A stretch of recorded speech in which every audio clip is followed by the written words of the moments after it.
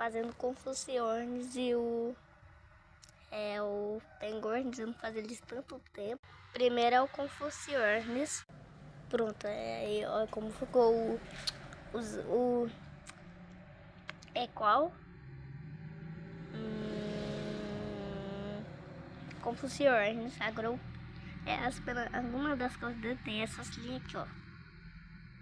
Mas na vida real, segundo a estudos, eles tinham essas penas nos maços. Agora esse aí que ficou, esse é o Pangornis.